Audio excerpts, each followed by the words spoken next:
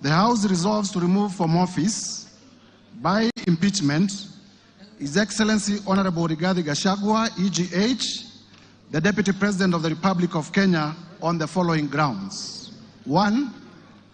Gross violation of Articles 10(2)(a), B and C, Article 27(4), Article 73(1)(a), and Article 2B, Article 75(1)(c), Article 29(2) of the Constitution, and Article 147(1) as read together with Article 131(2)(c) and D of the Constitution. That His Excellency the Deputy President has persistently made utterances threatening to discriminate, exclude, and unlawfully deny sections of the people of Kenya and regions of the Republic of Kenya equal opportunities for public service appointments and allocation of public resources. Ground number 2, gross violation of Articles 147(1) and 152(1) of the Constitution by undermining the President and the Cabinet and the effective discharge of national government's executive mandate. That His Excellency the Deputy President has made unilateral statements inconsistent with policy positions collectively adopted by the government and contradicted the President on critical matters of governance and the exercise of the President's function as a symbol of national unity. 3. Gross violation of Articles 6(2), 10(2)(a), 174, 186(1), 189(1), and the 4th schedule to the Constitution by undermining devolution. That His Excellency the Deputy President interfered with the running of Nairobi City County Government by inciting citizens against lawful directives of the county government on the planning and relocation of markets and publicly disparaging the leadership of the county government and its decisions. 4. Gross violation of Article 161 of the Constitution on the institutional and decisional independence of judges. That His Excellency the Deputy President has undermined the institutional and decisional independence of a judge through public attacks on a judge of the High Court of Kenya and falsely threatening to file a petition for the removal of the said judge in a matter in which he was a party. 5. Gross violation of Article 3(1) and Article 148(5)(a) of the Constitution on the fidelity to the oath of office and allegiance. That His Excellency the Deputy President breached his oath of office and allegiance on account of the utterances and actions attributed to the Deputy President under grounds 1, 2, and 3. 6. Serious reasons to believe that His Excellency the Deputy President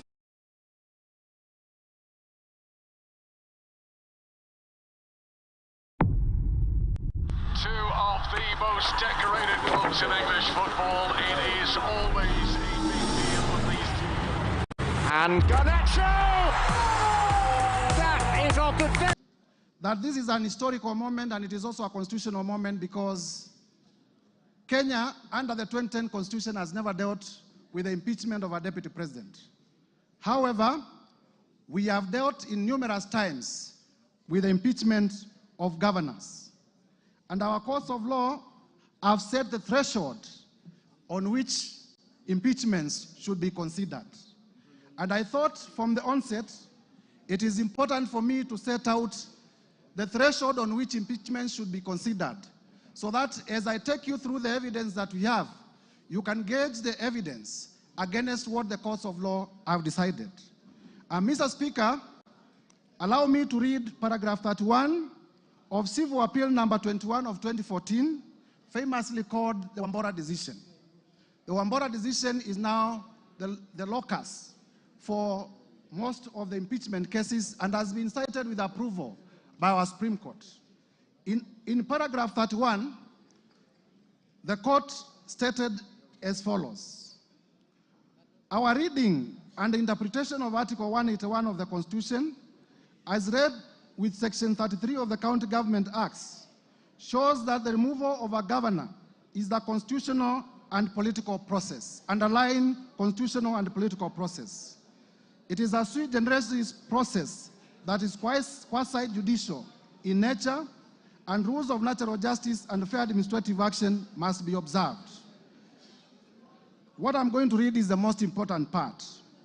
The impeachment architecture in Article 181 of the Constitution reveals that the removal of a governor is not about criminality or culpability, but is about accountability, is about political governance, as well as policy and political responsibility. Mr. Speaker, the coaching of Article 181 in the Constitution, which relates to removal of a governor, is similar to the coaching of Article 150, which relates to the removal of a deputy governor. And therefore, mutatis mutandis,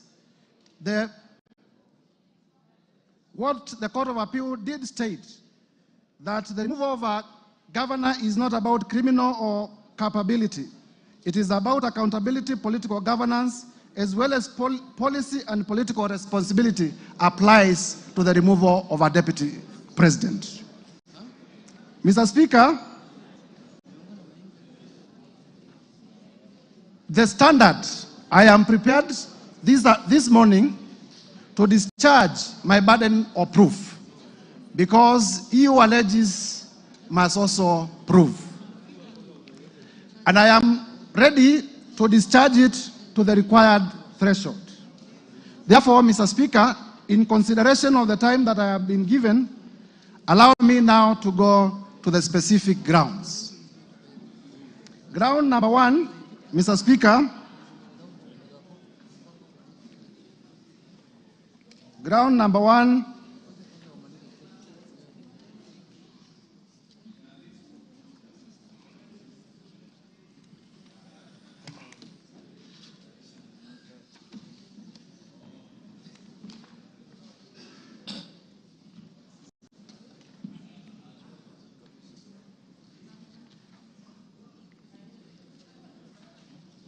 briefly.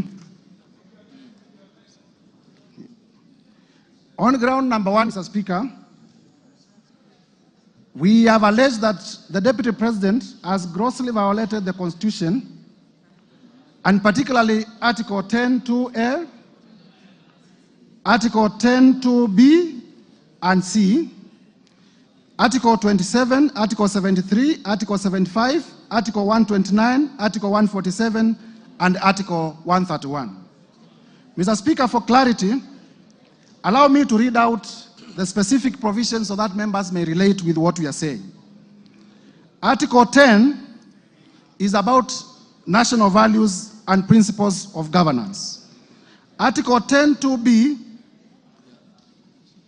states as follows: the national values and principles of governance include sharing and devolution of power, the rule of law, democracy, and participation of the people. B, human dignity, equality, inclusiveness. Underline the words national unity and inclusiveness. C, good governance, integrity, transparency, and accountability.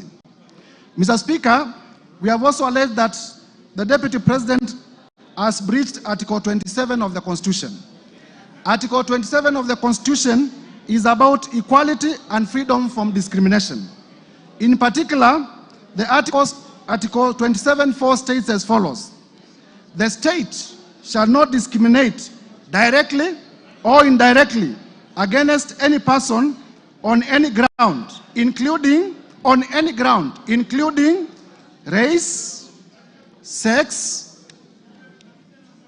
pregnancy, marital status, and so forth and so forth. Important, the state shall not discriminate. Mr. Speaker, we have also alleged that the Deputy President has breached Article 73(1) of the Constitution.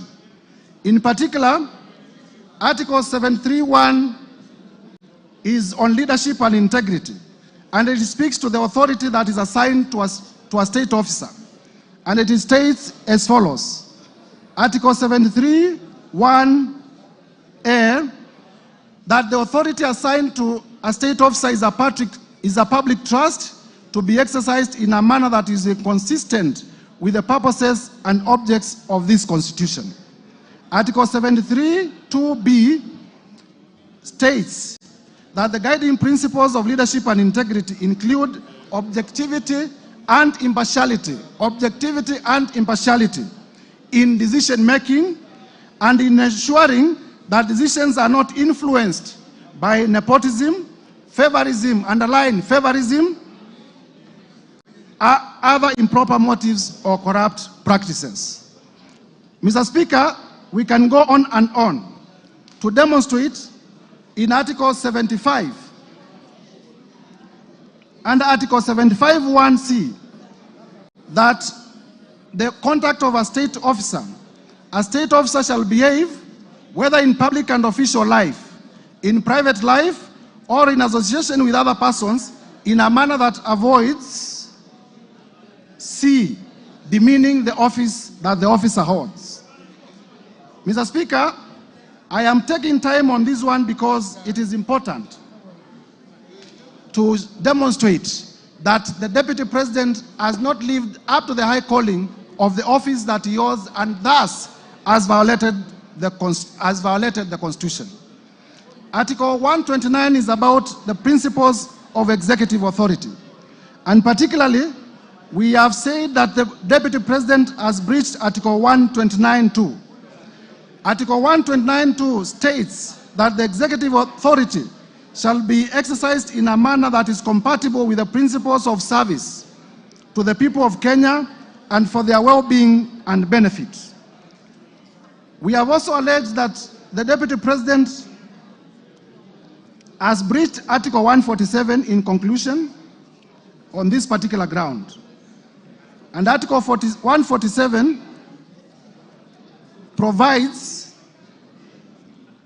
is about the functions of the Deputy President.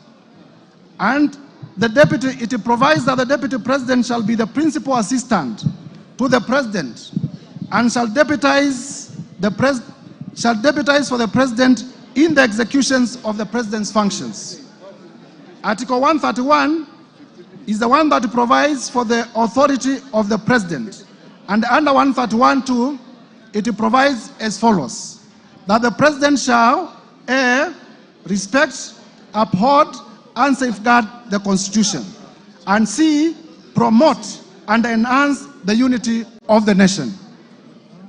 Promote and enhance the unity of the nation. Mr. Speaker, it is our allegation that on numerous occasions in the last 2 years, the Deputy President has used divisive language. He has described the Kenya government as a company. He has described the Kenya government as a shareholding company, where it is only the shareholders of the company who should benefit. And it is our contestation that that particular shareholding language contradicts and contravenes and violates all the provisions of the Constitution that I have highlighted above. Mr. Speaker, the Constitution does require, even at the preamble, recognizes that Kenya is a multi-ethnic society. We have about 45 ethnic groups in this country, big and small. And all of them are recognized by our Constitution, and all of them need to enjoy their equal rights. And the Deputy President has consistently told Kenyans in several places of this country that some will benefit from government and others will not benefit from government. Mr. Speaker, I need not waste a lot of time prosecuting this point, because those of you who listened to the Deputy President yesterday, he did admit that he has been using the shareholder and company language against Kenyans. The only thing that he did, and when there is an admission by the accused person, the prosecution does not need to prove a point. And therefore, I will be urging members of this House to find that this allegation is proved, and to find that the Deputy President indeed did admit that he has been using the shareholder language Only that for the first time, and this is important, Mr. Speaker, for the first time, the Deputy President did, while admitting, he said that he has been referring to the shareholder company language in reference to coalition agreements. The evidence that I'm going to present shortly will demonstrate that he has never, in his utterances in the last 2 years, talked about coalition agreements or power sharing deals that were signed before the election among the Kenya Kwanza political formation. He has been talking directly to communities. He went to Kajiado. He told the people of Kajiado that they do not have shares. He went to Kitui during a church service at AIC Kitui, and he told the people of Ukambani that they should not even be having a cabinet minister in government. He went to Bungoma and told the people of Bungoma that they have had too many appointments in government and the votes they brought are not equivalent to the votes they brought. He went to Nandi and told the people of Nandi that they are a major shareholder and they will benefit more than others in this government. And he has been using the language in direct reference to communities, not to political party formations. Mr. Speaker, without belaboring this point, allow me now to request that the evidence on ethnic profiling and divisive shareholder politics as contained in video 1 and video 4 be played for the House to take note of the evidence. Hii serikali ni kampuni na ni ya shares. Si ndio? Ni ya shares. Kuna wenye kampuni, wale wako order members, kuna wale wako chache, kuna wale hawana. The technicians who are playing, I kindly request that you repeat and you play it with on a higher volume. Please pause it. And I also request, Mr. Speaker, you direct that during the time that we are playing our clips, our time be paused. Please repeat so that members may appreciate and also Kenyans may know that we are not persecuting. We are not persecuting. Serikali ni kampuni na ni ya shares. Si ndio? Ni ya shares. Kuna wenye kampuni, wale wako na shares mingi, kuna wale wako na chache, kuna wale hawana. Sasa nyinyi mliinvest kwa hii kampuni ya William Ruto na Rigathi Gachagua. Sasa lazima mvune.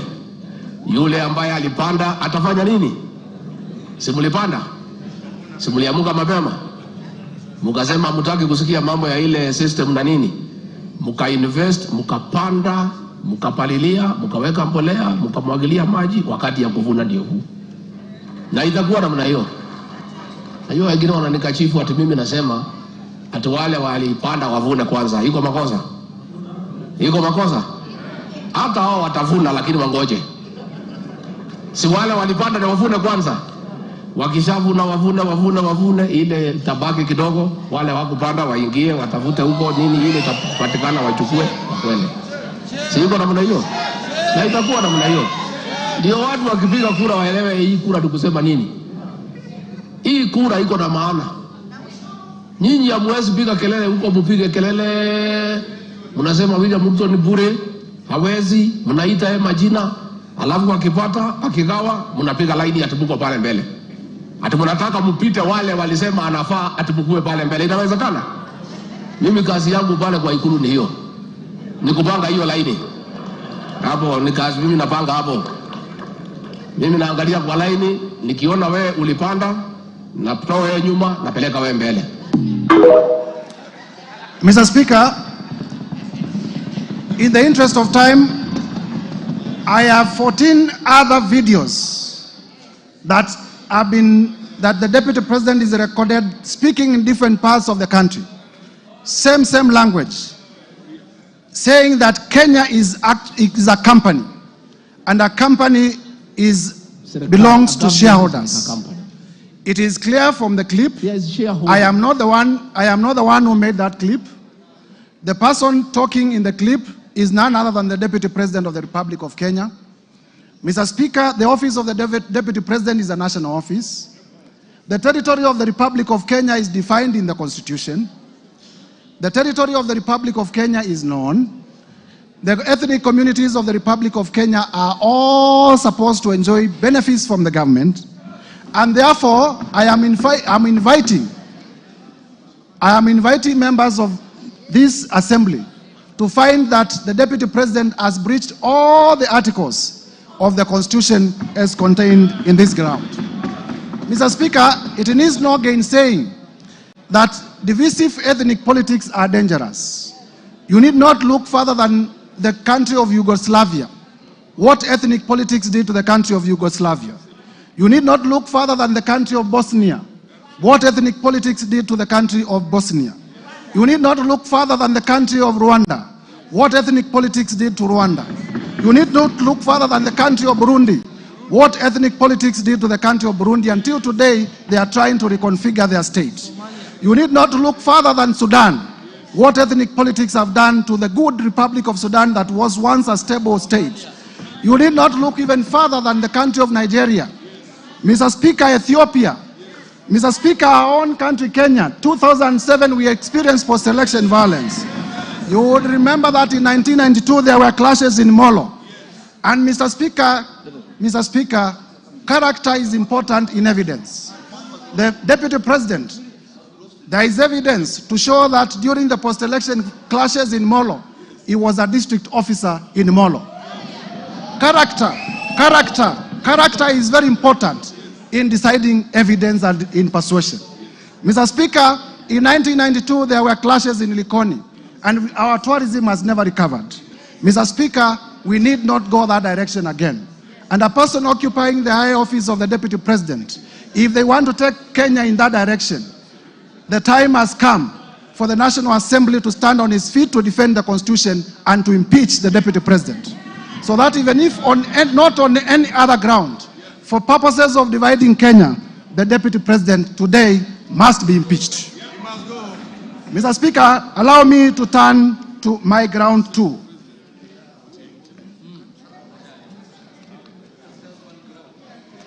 Mr. Speaker,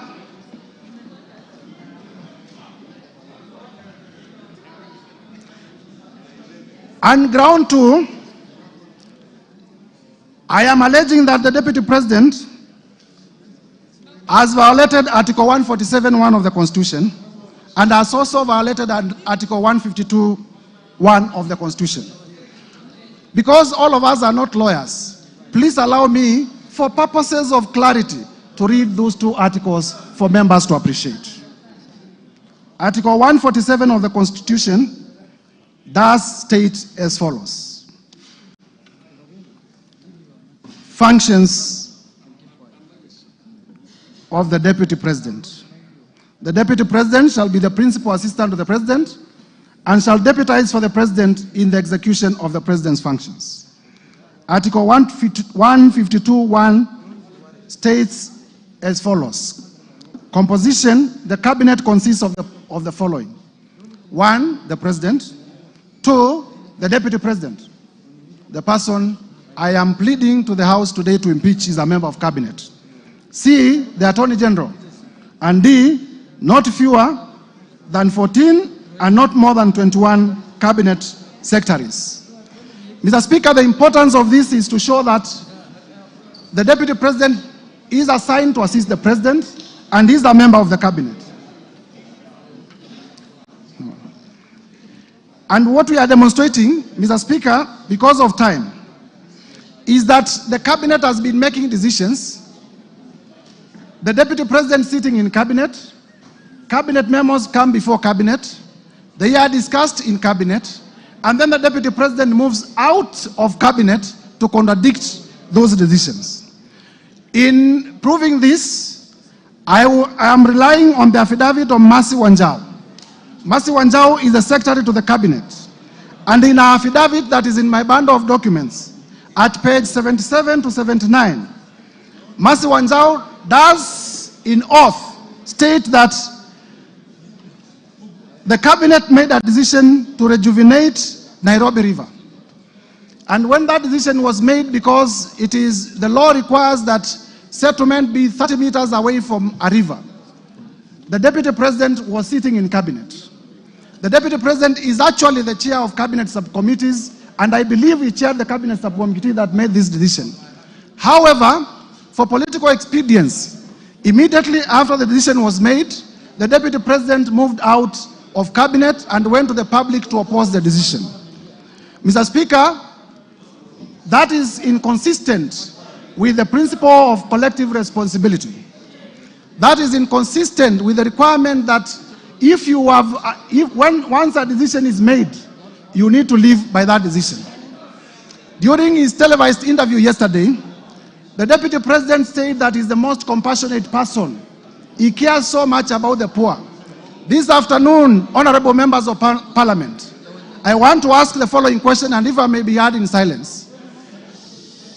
The Deputy President of the Republic of Kenya is on record as being the person who ordered demolitions in Mavoko constituency in Athi River. Yes, yes. Yesterday, he gave half-truths to Kenyans, saying he opposed this cabinet decision because it was unconstitutional, because he's very compassionate about Kenyans.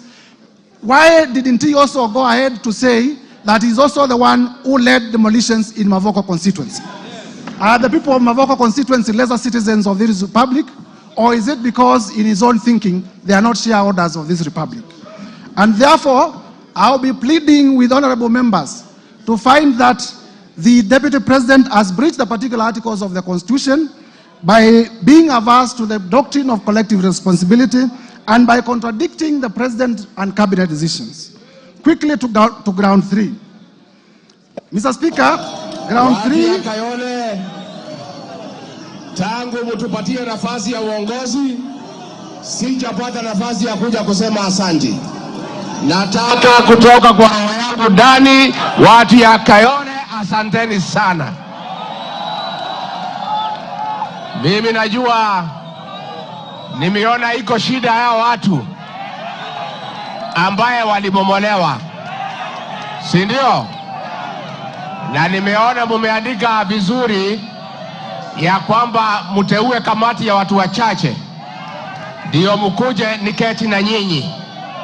Mtakubaliana? Mimi ningetaka wale watu ambaye walipata shida hii ya ubomoaji, ambaye ni kitu tulikuwa tumeahidi wananchi haitafanyika kwa serikali yetu, mimi ningetaka niwasikize na nitapanga na mheshimiwa Meja Dong wakuje ndio tukue na nafasi ya kuongea.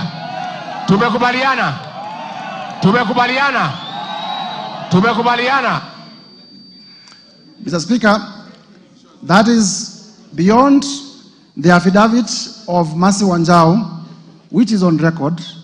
That is a live video depicting the Deputy President contradicting a cabinet decision, a decision which is sat in cabinet in terms of making the decision. I now proceed to ground number three because of time. Under ground number three, Mr. Speaker, the Deputy President has breached Article 62 of the Constitution, Article 10(2) of the Constitution, Article 174 of the Constitution, Article 186 of the Constitution, and Article 189 of the Constitution. Briefly, these articles relate to the functions of county governments and the cooperation with which the cooperation framework between the national and county government. And Mr. Speaker, then we are relying to prove this ground on the affidavit of His Excellency Johnson Sakaja, the Governor of Nairobi, which in our bundle of documents is contained on page 80 to 84 of my motion.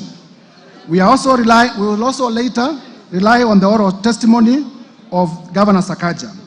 And basically what we are saying is that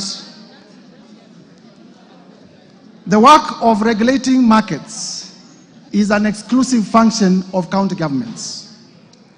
And the county government of Nairobi is a government that is independent, but also independent of the national government. And where a function of a county government is independent of the other arm of government, the national government has no mandate at all to interfere in the execution of that document. And in the affidavit of Sakaja, as members would know, Sakaja does state on oath that the county government of Nairobi made a decision to relocate traders from CBD, and the Deputy President recklessly and without regard to the high office that he holds went to incite people to obey lawful decisions of the county government of Nairobi, hence undermining devolution.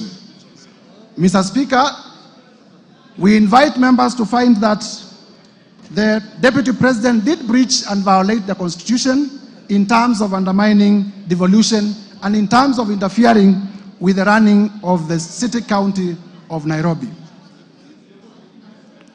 Mr. Speaker,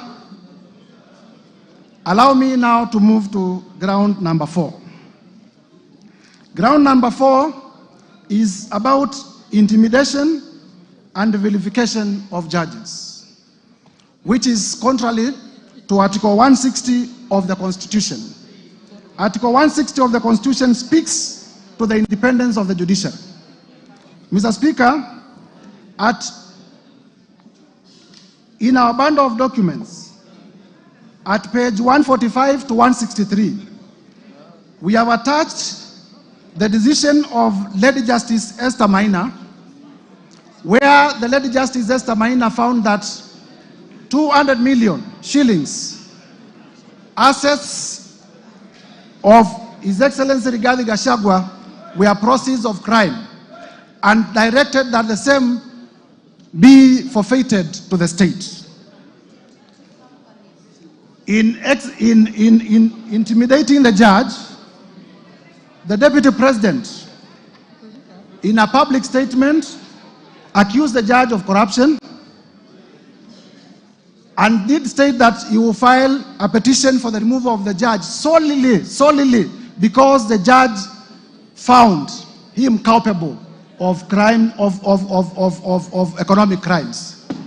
Mr. Speaker, you see, in terms of rule of law, Parliament makes laws. The judiciary interprets those laws and makes decisions. Members of Parliament must ask themselves what kind of a country we shall have if a judge makes a decision that does not favor me, then I will resort to personal vendetta against that particular judge.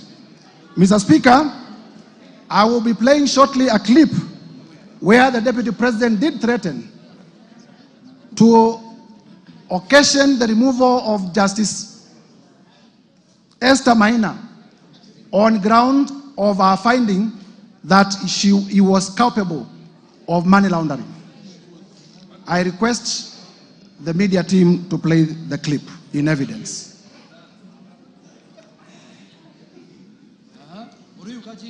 On its threat, with the Deputy President Rigathi Gachagua now filing a petition to push. Now we begin the bulletin with the war on the judiciary, where Kenya Kwanza administration is making good on its threat, with the Deputy President Rigathi Gachagua now filing a petition to push for the removal of a judge from office. Gachagua says he will on Thursday file a petition with the Judicial Service Commission to push for the removal of Justice Esther Maina, who handled an economic crimes case against him in 2022 for alleged corruption and misconduct. Now, speaking in Iten, where he accompanied President William Ruto for a church service, Gachagua told the Chief Justice to first clean up her house by dealing with pending cases with the Judicial Service Commission. Now, in the sustained onslaught against the judiciary, President William Ruto vowed to deal with unnamed government officers he described as incompetent, saying his administration will slay the corruption monster that has reared its ugly head in various arms of government. Chamitai Goin reports. After Chief Justice Martha Koome invited Kenyans with complaints over the conduct of judicial officers to submit their lamentations to her office, the Kenya Kwanza administration, through Deputy President Rigathi Gachagua, has taken the challenge, with the DP announcing that he will file a petition this week. Amechallenge sisi tutoe ushahidi. I will lead by example. On Thursday, this coming week at 2:15, I will personally present a petition before Lady Chief Justice Martha Koome against Justice Esther Maina for her removal from the judiciary for misconduct and corruption. Mimi mwenyewe nitaongoza, because Sasa unajua sasa si ametuuliza. Sasa tuko tayari. Mimi ndio nitaongoza kwa executive. Gachagua reliving his July 2022 incident where 202 million shillings was seized to the state after Justice Esther Maina ruled the money was proceeds of corruption having been acquired through dubious means. Huyo judge through corruption declared my hard-earned wealth proceeds of crime without giving me an opportunity to be heard. Against the rules of evidence, where he who alleges must prove. We made an application to cross-examine the investigator, akakataa kwa sababu anajua there is no case. Na evidence tuko nayo vile ilifanyika. The Kenya Kwanza Battalion. Mr. Speaker, I will request that we pause the video in the interest of time. In the interest of time, we pause the video. From the utterances, Mr. Speaker, it is clear that the attack on the judge is based on the decision the judge made in performing a constitutional mandate as a judge. It is clear that this is personal vendetta. It is clear that the Deputy President was threatening the judge. It is clear that this is intimidation and an attack on the independence of the judiciary. Mr. Speaker, the Deputy President is a president in waiting. And if he cannot, he's a president in waiting. And if he cannot protect and uphold the independence of the judiciary, that becomes a dangerous man. And he must be impeached for that particular reason. Mr. Speaker, I will therefore be requesting members of this House to find that this allegation has been proved to the required standard and approve the impeachment of Rigathi Gachagua from the office of Deputy President. On ground number 5, we have alleged that the Deputy President has breached Article 3.1 of the Constitution, Article 148.5 of the Constitution. Mr. Speaker, Article 3.1 of the Constitution is about adherence to the Constitution. It states, for avoidance of doubt, as follows: that every person has an obligation to respect, uphold, and defend this Constitution. Article 148.5 is about the oath of allegiance that the Deputy President took on assumption of office. And in that oath, the Deputy President did take oath and swore to protect and uphold the Constitution. I have demonstrated in all the particular incidences above that he has not lived up to the calling in the oath of office. And therefore, I'm calling this House to find that the Deputy President has not been upholding the Constitution and has run averse to his oath of office in terms of his conduct as highlighted above in the allegations that I have already proven. And for that reason, Mr. Speaker, to find that ground number 5 is also proven. Quickly running to ground number 6, and there is enough evidence, Mr. Speaker, to prove that particular ground. Ground number 6 is breach of the National Cohesion and Integration Act, particularly Section 13(1) and 62 of the National Integration and Cohesion Act. Mr. Speaker, the two provisions read as follows. Section 13 reads as follows: it is an offense for any person to use threatening, abusive, or insulting words or behavior where the person intends to stir feelings of ethnic contempt, hostility, violence, or discrimination. Section 62, on the other side, provides as follows: that a person commits an offense when the person makes statements that are intended or are likely to stir up feelings of ethnic contempt, hatred, hostility, violence, or discrimination. Mr. Speaker, in proving ground number 1, in terms of violation of the Constitution on national unity, I did provide evidence that the Deputy President has been using the shareholder language, has been terming the Kenya government as a company. And as much as those words offend the Constitution, similarly, they offend the National Cohesion and Integration Act. And by the same evidence, I invite members to find that the Deputy President has breached those provisions of the law. Mr. Speaker, turning now to ground number 7. Ground number 7, and this is important for members to know, is that serious reasons to believe that His Excellency Rigathi Gachagua, the ground is about serious reasons to believe. So all you need is to believe. All you need is to believe that he has committed crimes. All you need in law is to believe that Rigathi Gachagua has committed crimes. That is the threshold. If in your mind you believe that Rigathi Gachagua, by the narration that I'm going to give, has committed crimes, then you vote in the affirmative.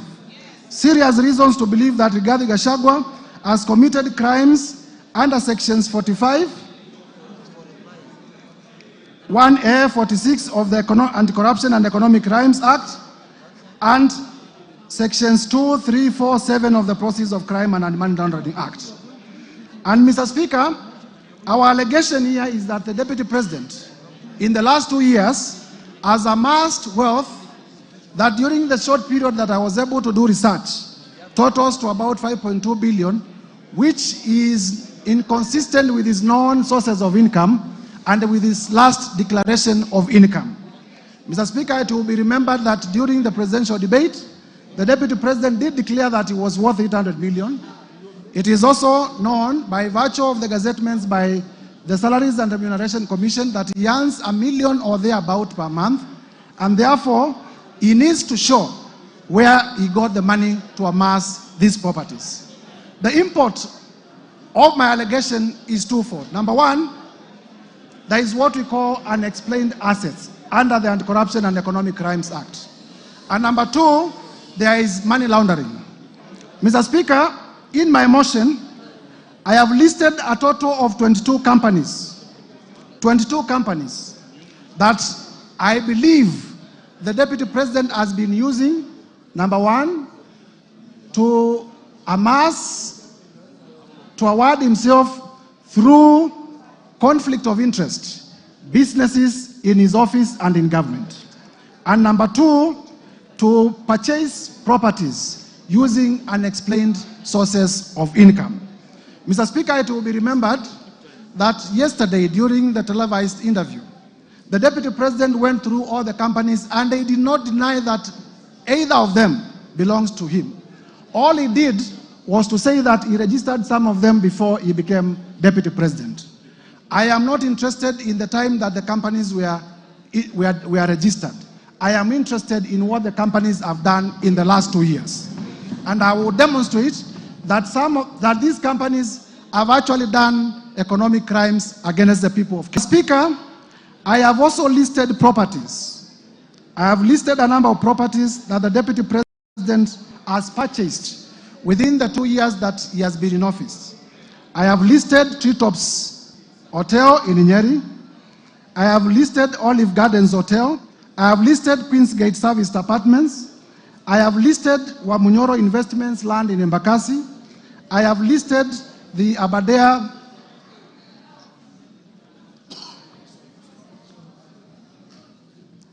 Treetops Hotel, Outspan Hotel, Olive Gardens Hotel, and the Vipingo Beach Resort. Mr. Speaker, you will be told by the defense that some of the properties that I've listed do not belong to Rigathi Gachagua, but they belong to the estate of Nderitu Gachagua. Mr. Speaker, as you listen, please know that this man is not fond of telling the truth. And I will prove to you, and I want you to listen to me very carefully, that Mr. Rigathi Gachagua, it is true that he was one of the administrators of the estate of his late brother. It is easy to hide under the dead because the dead cannot come to give evidence. But also, there are documents. I have with me the joint will executor's report on the status of the estate of Nderitu Gachagua as at 27th June 2024. This is a valid document that is part of our bundle of documents, and that also I have seen is part of the documents that came through public participation. And in this document, what the Deputy President has not told Kenyans, and listen to me, because the Deputy President actually committed another crime yesterday, misleading Kenyans. What the Deputy President has not told Kenyans is that in those 2 years, he is the one who has bought the properties of his own brother through coercion. And I am not interested, I have no problem with people owning property. What I have a problem with, and this is what he needs to be explaining to us, where did you get the money to buy these properties? This is the big question. This is a big question. Mr. Speaker, you will be told that when I became Deputy President, I transferred my companies to my 2 sons. And my 2 sons are the best entrepreneurs that Kenya has ever produced. They are the best investors that Kenya has ever produced. And one day they walked into a bank and they got a loan of 600 million. Mr. Speaker, I have looked at the ID numbers of the 2 sons, and I can confirm that they are in their early 30s. I want Kenyans, Gen Zs, you were in the streets. I want Kenyans to tell me which Kenyan, 23 years old, can walk into a bank. Where do you get the security to secure 600 million loan? I started by saying all you need to do is to believe that His Excellency Rigathi Gachagua has committed crimes. And buying properties worth 5.2 billion within a period of 2 years is not reason enough to believe that he has stolen from the Kenyan Republic. What else then will be a reason to believe? If a 28-year-old can be alleged to have walked into a bank and gotten a loan of 600 million, what else is a serious reason to believe that an economic crime has been done? Mr. Speaker, at page, shortly, Mr. Speaker, I have therefore proven that the Deputy President indeed is the one who bought through coercion the estate of his late brother. The source of funds to buy the estate is not known. Also in my bundle of documents, Mr. Speaker, there is a company called Crystal, and this is a very interesting company. This company called Crystal is the one that bought Aberdare Safari Hotel. And I have exhibited at page 122 of my bundle of documents a transfer document transferring the ownership of Aberdare Safari Hotel from the original owners to the children of the Deputy President Rigathi Gachagua at a consideration of 535 million. And this transfer, Mr. Speaker, was done on the 22nd November 2023, immediately after the Deputy President assuming office, and telling Kenyans that he found empty coffers. He was able, within 2 months, to buy a property worth 535 million in Nyeri. Which empty coffers did he find? The other day, I have exhibited at page 118 the CR12 of the new company, which shows that his 2 sons are the directors. I have also exhibited the transfer document to show that actually the ownership of the company did shift at a cost of 535 million.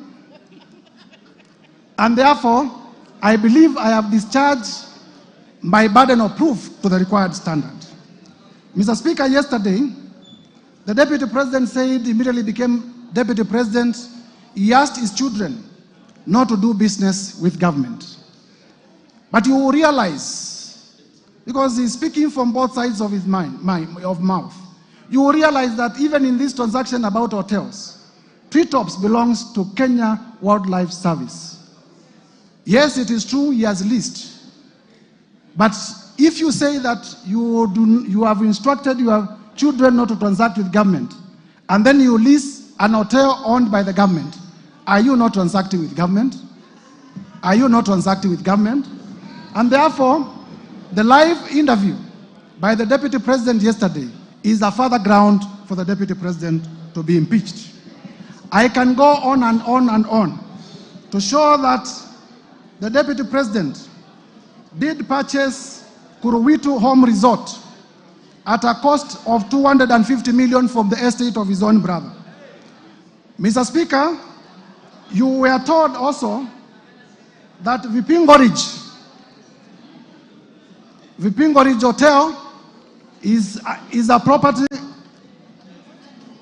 within the estate of the late brother to the Deputy President. But I have exhibited in my bundle of documents CR12. CR12 is a document that shows the company directors, showing the children of the Deputy President as directors of Vipingo Hotels. The children of the Deputy President are not listed in the will as executors of his estate. So one would wonder, because they are not listed as executors of the estate of Rigathi Gachagua, then where do they come in terms of owning the Vipingo company? It can only be by way of purchase, it can only be by way of money laundering. Mr. Speaker, one other reason why I have provided the 20-something companies and the properties is also to demonstrate character. Some of these companies have not transacted. It is my prosecution theory that these are special purpose vehicles for purposes of money laundering and for purposes of preparation for money laundering. And therefore, one would wonder why the deputy would have so many companies that are not active, except for the reason of waiting for a prime day for them to launder resources from government. Mr. Speaker, I have also listed many companies and suspicious transactions where companies were being paid as much as 100 million from the office of the Deputy President. They are paid in the morning, and at noon, they are withdrawing the money in cash. You are aware that under our regulations, you cannot withdraw more than 1 million shillings from the bank. But I have listed in schedules where in a singular day, as many as 10 transactions, cash transactions, were being done from monies that had been paid from the office of the Deputy President. These are serious reasons to believe that the monies were being withdrawn for suspicious reasons.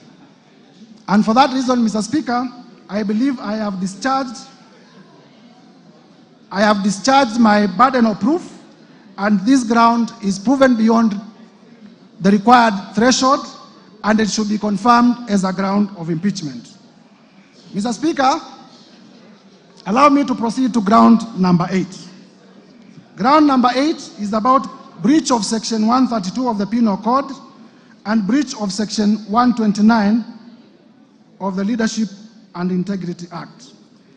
Basically, these are about misleading the public. Mr. Speaker, on this one, I rely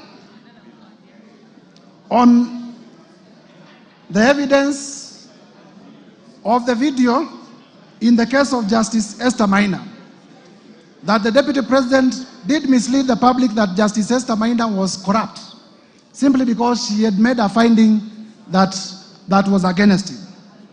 Mr. Speaker, I also rely on a video that I'm going to play shortly, that the Deputy President did attack the National Intelligence Service in a televised television interview in Mombasa.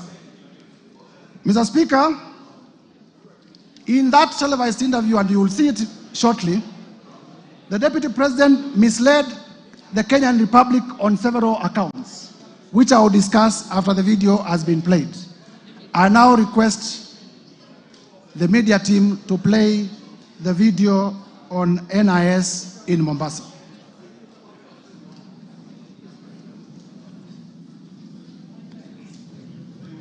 Where did the rain begin to beat us? Where did we stop listening to the people? President William Ruto and I were the darling of the Kenyan people. By listening to them, by engaging them.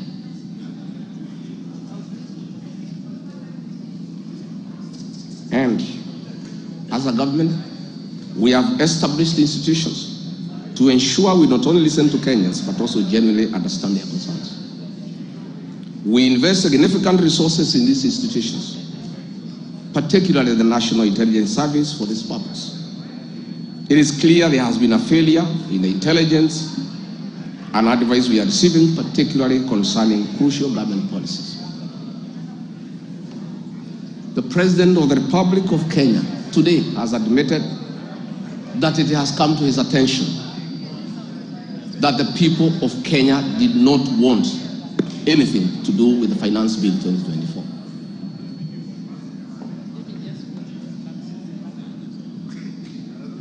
The President has now agreed that we need to listen to the people. And I sympathize with my boss, President William Ruto, because this information was not available to him. I know President William Ruto. Had he known 2 months ago that the people of Kenya did not want anything to do with the Finance Bill 2024, he would not have asked his parliamentary party to push it through.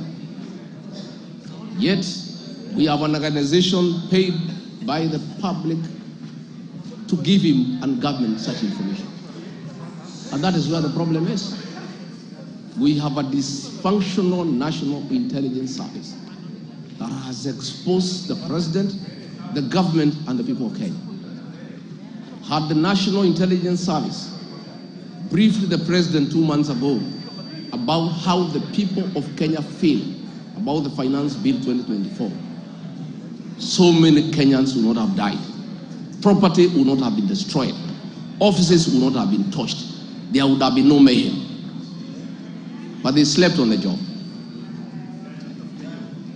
It had to take people to die, property to be destroyed, protests across the country for the President to know the truth of what the people of Kenya feel. Yet, there is an organization paid for by the public to brief the President and the government about the feeling of the Kenyan people. With the permission, Mr. Speaker, I request that we pause the video because officers of the National... we have already displayed the context. Mr. Speaker, the point I'm making here is simple. That this is the Deputy President of the Republic of Kenya. By virtue of being the Deputy President of the Republic of Kenya, he is also a member of the National Security Council. The NIS is also in membership of the National Security Council. And therefore, the Constitution has provided fora where the Deputy President, in case he has any concerns, he can raise them within the official structures of government. Instead of doing that, he chose to be reckless, with complete disregard of the office, of the high calling of the office that he holds, the office of the Deputy President. It will be remembered that at this particular time, the country was at a security crisis, and inflammatory remarks would have led to the country disintegrating.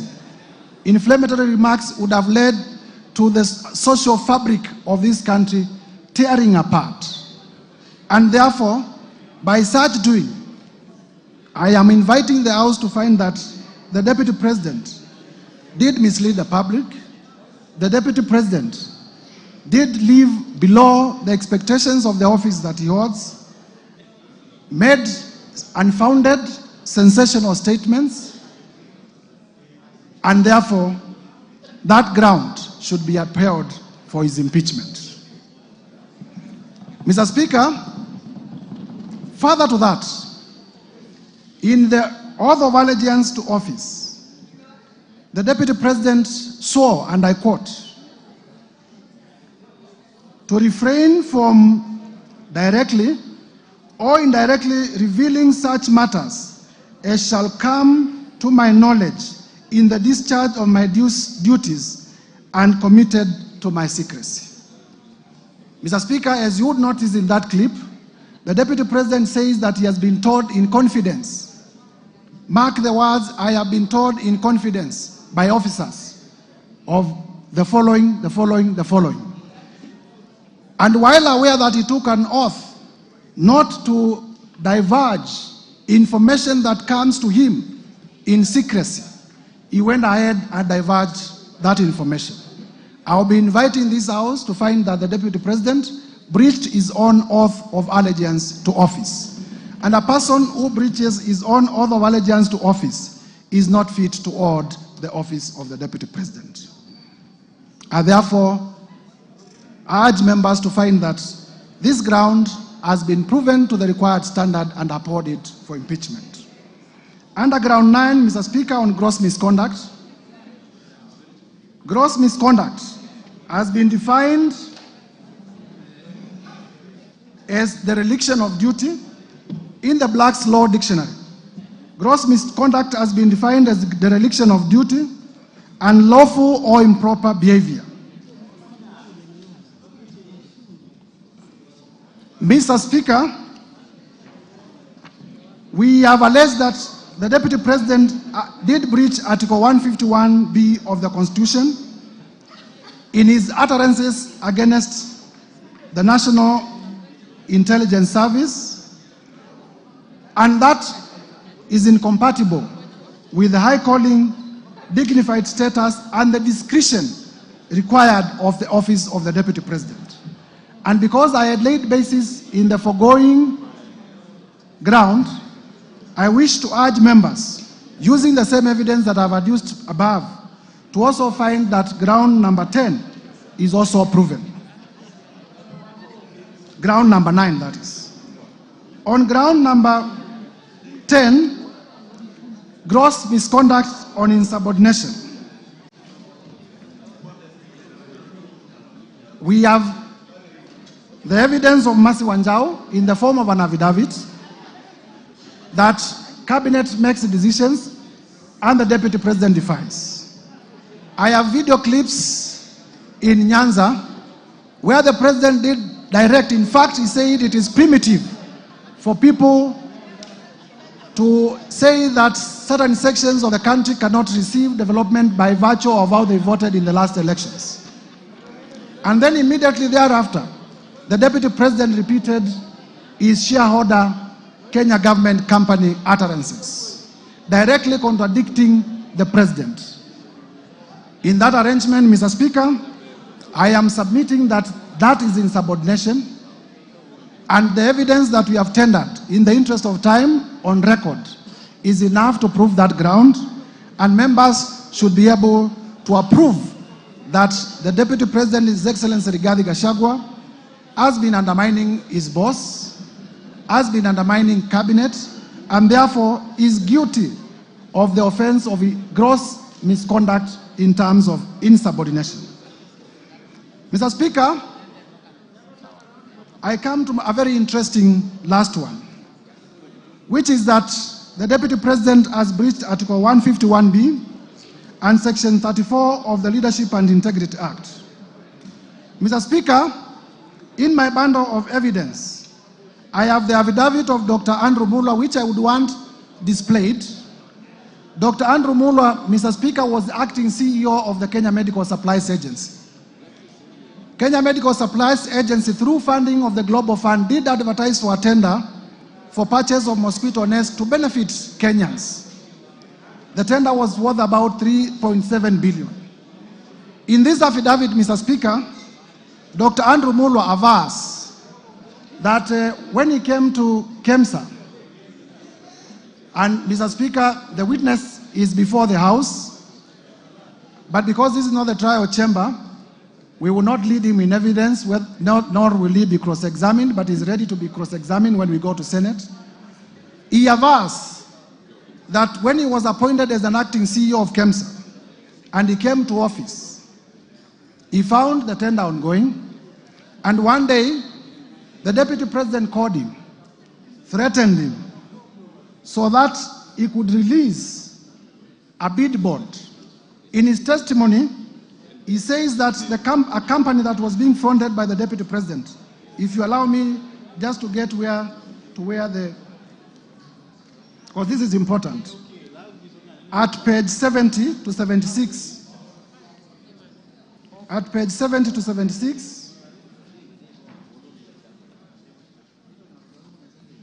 of my bundle of documents,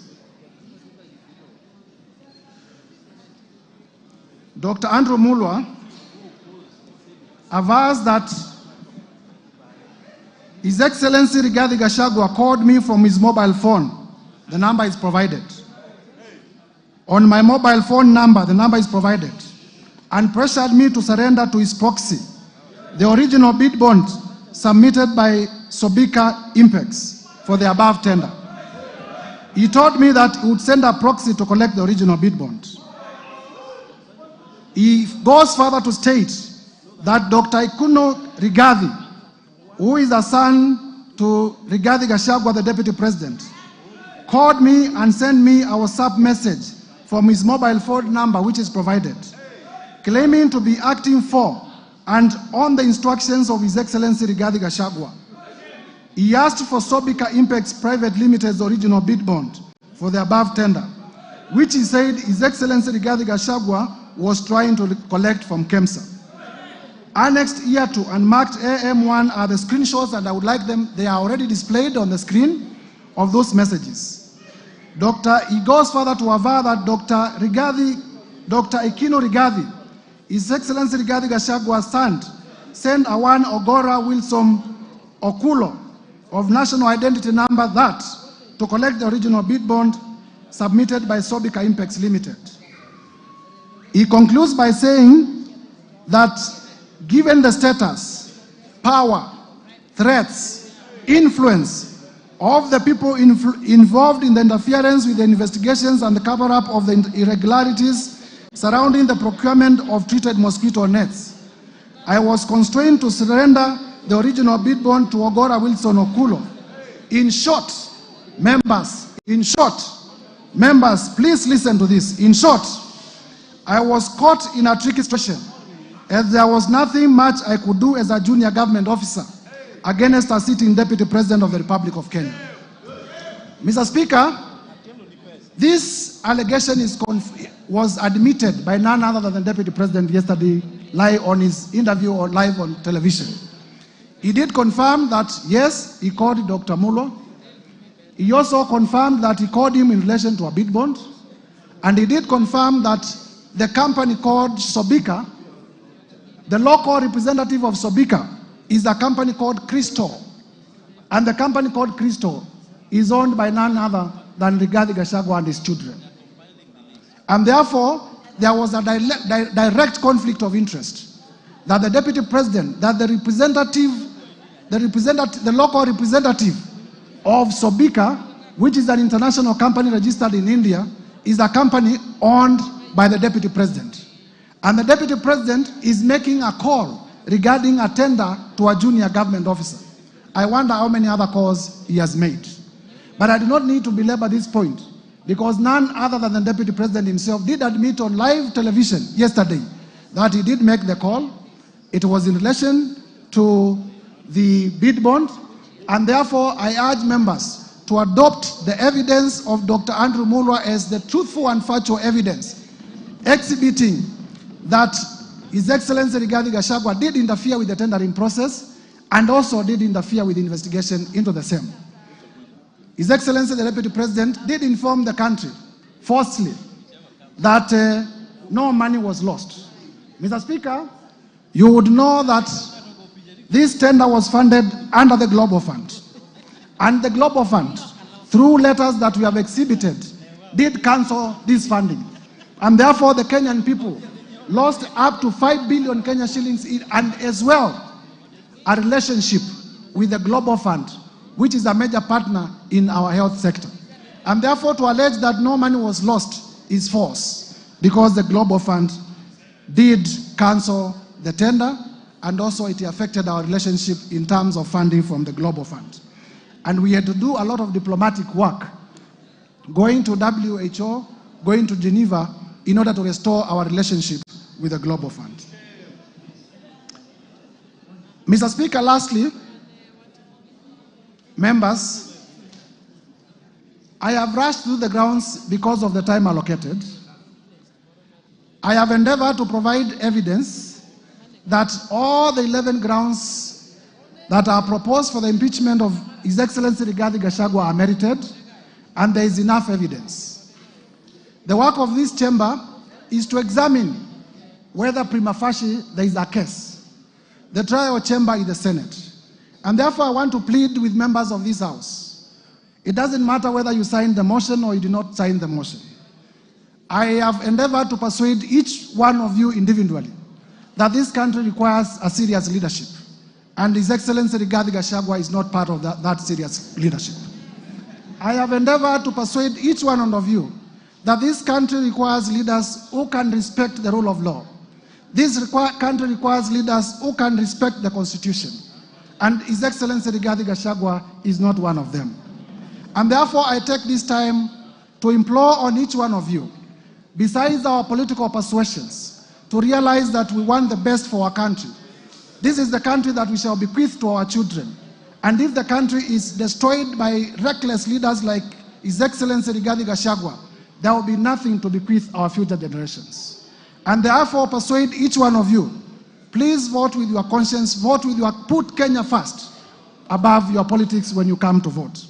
Lastly, Mr. Speaker, members of Parliament, if you listen carefully to His Excellency Rigathi Gachagua, and I did say at the time of giving my notice of motion, I have nothing against him as a person. But I was perturbed yesterday because His Excellency Rigathi Gachagua did insult members of Parliament. He insulted the intelligence of members of Parliament. Yes.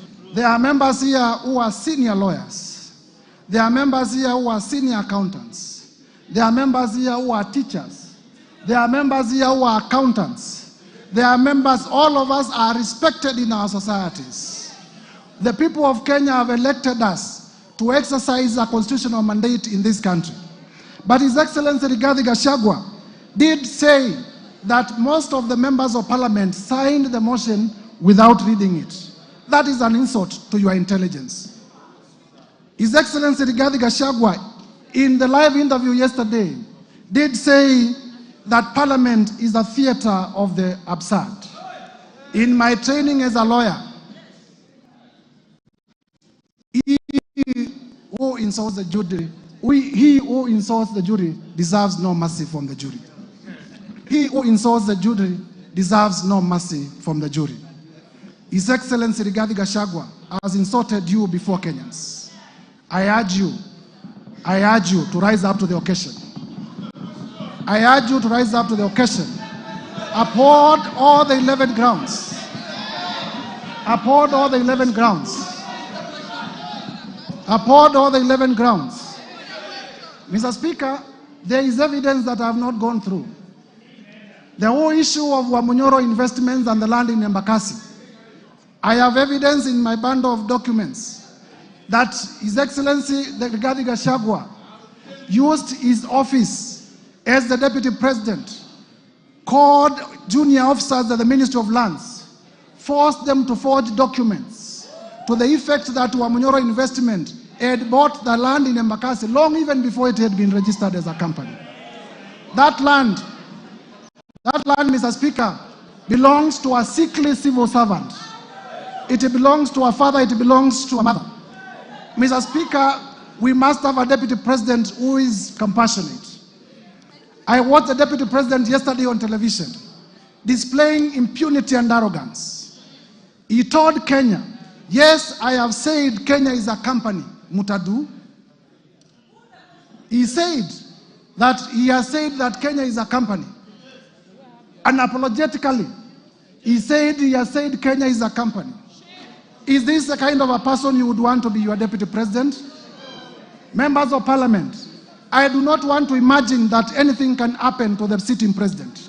I do not want to imagine. But it is also a factual reality that something can happen to the president who is in power today. If anything, and God forbid, happens to the president who is in power today, is this the man you would want to complete the term as president? This man, honorable members, this man called Rigathi Gachagua has already said that the members of Parliament in Mount Kenya are either Tugunia, I don't know what that means, or are collaborators, and that he will take them home. He has already said that where I come from, we deserve no development in Ukambani. He has said that the people of Nyanza deserve no development. He has said that the people of Western deserve no development nor appointments from the government. He has said that the people of the coast deserve no development from the government. He has said that the people of Northeastern deserve no development from the government. Those are the people you represent.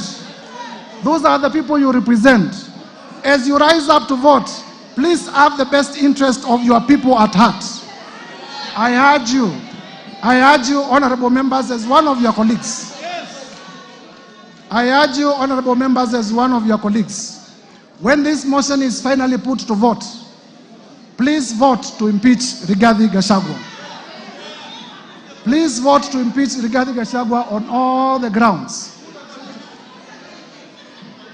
As I conclude, Mr. Speaker,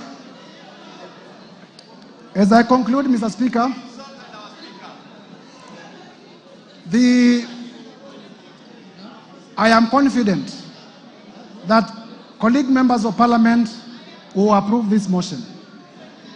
And I want to assure you, in the event that you vote for this motion, I will also persuasively defend it before the Senate. And I am sure the Senate of the Republic of Kenya will also uphold, and Kenya will have a better deputy president who views the country as a whole. With those remarks, Mr. Speaker, I beg to move and call our able deputy majority leader, the Honorable Owen Baya, to second the motion. I thank you, Mr. Speaker. Owen Baya, you have 10 minutes. It's okay. Owen Baya, you may proceed. Okay. Thank you very much, Honorable Speaker. Honorable Speaker, I rise to second the special motion for the removal from office by impeachment of His Excellency Rigathi Gachagua, the Deputy President of the Republic of Kenya. Honorable Speaker, in opening, I would like to thank the Honorable Mutuse for the courage and valor in tabling and moving this motion. Honorable Speaker, in his address yesterday, the Deputy President called Parliament and this National Assembly a theater of the absurd, a house of ridicule, a house which processes trash. That's what he said about this Parliament. Honorable Speaker, just like the Deputy President, I'm a student of literature, having been taught by the late Wasamba Were and the late Professor Imbuga. In the definition, Honorable Speaker, of the theater of absurd, a theater of absurd is without plot, is directionless, is laced with stupidity, lacks thoughts, lacks coherence of ideas. It is irrational and logical. If you have read the book by Samuel Beckett,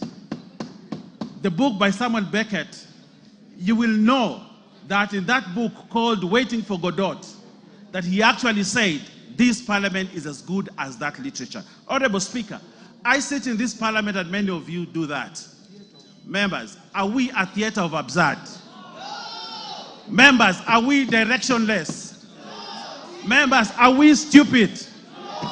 That's what the Deputy President characterized this Parliament, that we are stupid, we are directionless, and we are people who are very useless to this country.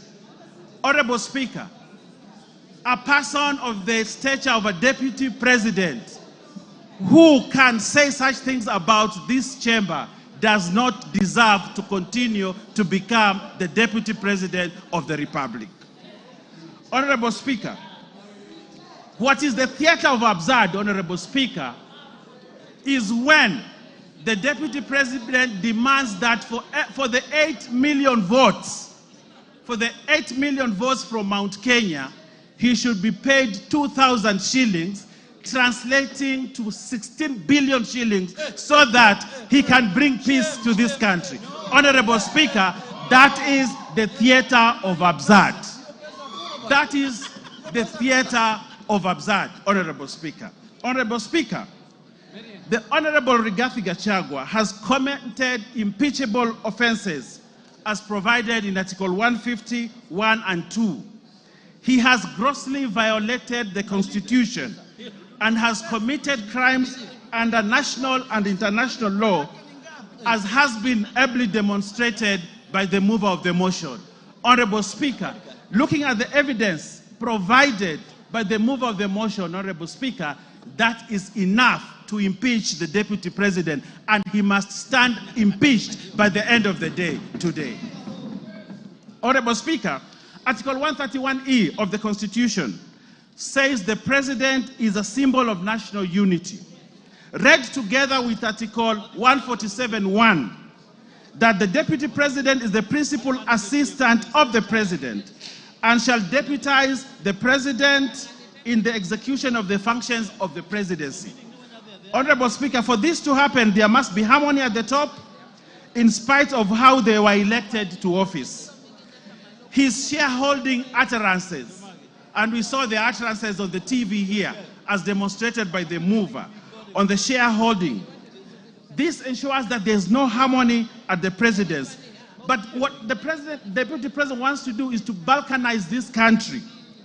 Balkanize the country where, like in George Orwell's Animal Farm, there are other people who are more equal than others. And as a parliament, we must refuse to buy into the theory of the Deputy President, Honorable Speaker. Honorable Speaker,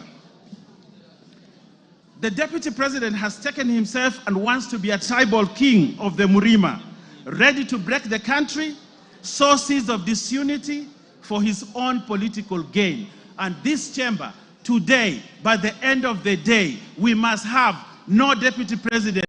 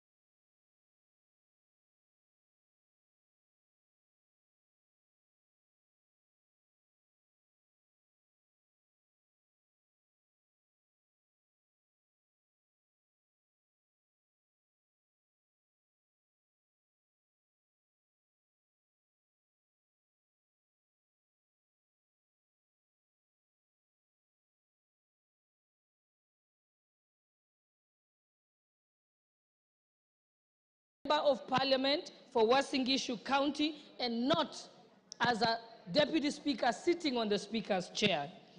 You can only accuse me of bias. I am first a Member of Parliament before I am Deputy Speaker. If the law contemplated a situation where I am gagged as Deputy Speaker, I would have been expected then by that law to resign like the substantive Speaker does in that case. And therefore now I want to proceed to go on to support the motion, speaking as an ordinary member of Uasin Gishu County and not as Deputy Speaker. I have a few points. The Deputy President has been engaged in various conducts that meet the threshold for impeachment. One, on numerous occasions, he has insisted that Kenya is a company of shares, and this is contrary to the Constitution, Article 10, and also our national values. I also want to bring attention of the House that he has contravened his oath of allegiance. When he took his oath of allegiance, he says, in full realization of the high calling, I assume as Deputy President of the Republic of Kenya, I swear and affirm that I will be faithful and bear true allegiance to the Republic of Kenya. The oath of allegiance does not mention Murima, it does not mention Mount Kenya. He bears allegiance to the Republic of Kenya, not to his wife and not to his sons. So he has gone against his oath of allegiance. I also want to go on to refer to the press conference that the Deputy President held in Mombasa on the 25th of June, 2024. In that particular press statement, he distanced himself from the Finance Bill 2024. As a member of Cabinet, in his position as Deputy President, he is collectively responsible for all the decisions that are made in Cabinet, and therefore, in distancing himself, he violated Article 153 of the Constitution. The Finance Bill, as we know, is the overarching legislative document that underpins the revenue-raising measures for the executive in order to achieve its programs. If the Deputy President did not agree with the decision of Cabinet on the Finance Bill, he ought to have held his peace and his tongue or resigned as a member of the Cabinet. There is no two ways about it. And furthermore, by the mere fact of holding a presser at a time when the country was in crisis, when the President has addressed the nation, he went on to have his own one-man show of a presser. That is the greatest definition of gross misconduct. It is pure insubordination. No one can do that. It is unthinkable for a principal assistant to contradict the principal. If you want to contradict the principal, you resign your position and go and contradict them from outside. Thirdly, the Deputy President also distanced himself from the activities of the Nairobi Rivers Commission and claims that the activities were undertaken contrary to the law. The work of the commission was again endorsed by Cabinet. The government followed laid down laws regarding eviction and resettlement of members of the public. The Deputy President knows that this has been a crisis in this country and in contravention of the laws by having people living by the riparian zone. And in this year, people had actually died. And in order to prevent further deaths in future, Cabinet, in its wisdom, decided to relocate the members of the public. And again, he again failed to take collective, did not resign, but went on to countermand the decisions that had been made in Cabinet. Furthermore, he has taken an oath of secrecy and therefore cannot publicly divulge what was decided in Cabinet. Again, there he has contravened the law. 4, during the press conference in Mombasa on the 25th of June 2024, the Deputy President accused the Director General of NIS of providing faulty intelligence and firing some senior officers, and most importantly, as a member of the National Security Council. Under Article 240, the members of the National Security Council, at clause 2B, the Deputy President is a member. He then cannot discuss intelligence briefs that come to his knowledge during the proceedings of the National Security Council. Again, with that, he has gone against the Official Secrets Act and his oath of secrecy.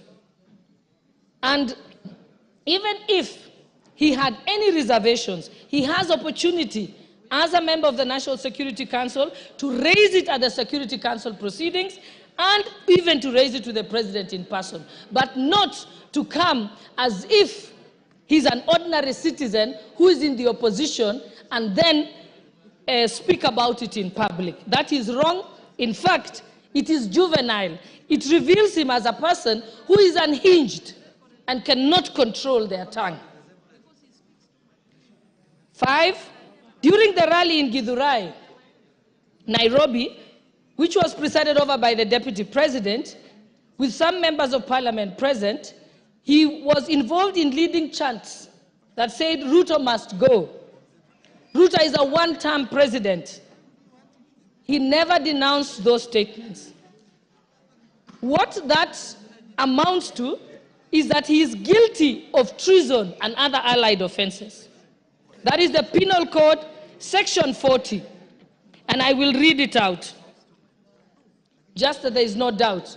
It says that any person owing allegiance to the Republic of Kenya or else of Kenya, if they compass, imagine, invent, devise any deeds with the intention of the death, the maiming, the wounding, the imprisonment, or restraint of the president is guilty of treason. So Rigathi Gachagua is guilty of treason. And it also amounts to gross misconduct. So the Deputy President cannot therefore expect to remain in his office as Deputy President when his party to efforts to remove the President, to undermine the President, and to campaign against the President. His tenure as a principal assistant is not tenable by any interpretation or meaning. And 6, during his appearance in church in Meru, the Deputy President insinuated that if he is removed, the tribes of Kenya who are native to the Mount Kenya area will revolt and be violent. Again, that is treason and other allied offenses. And he also goes against the National Cohesion and Integration Commission Act with his utterances that relates to ethnic profiling. And even as late as yesterday, if I had any doubt in my mind that Rigathi Gachagua must be impeached and removed from office as Deputy President of the Republic of Kenya, he made it very, very clear yesterday. Yesterday, he went on to disclose details of the Kenya Kwanza pre-election pacts. This is contrary to non-disclosure agreements that were signed by parties. And without any due regard to these non-disclosure clauses, and without seeking consensus from other principals who are party to those pacts, to sing like a parrot on national television. That is unbecoming behavior of a person who holds an office as high as that of the Deputy President of the Republic of Kenya. And lastly, I want to point out that all the violations that I have set out in support of this motion were brought upon and the evidence said by the Deputy President himself. This is not from anywhere. It's from his own very utterances.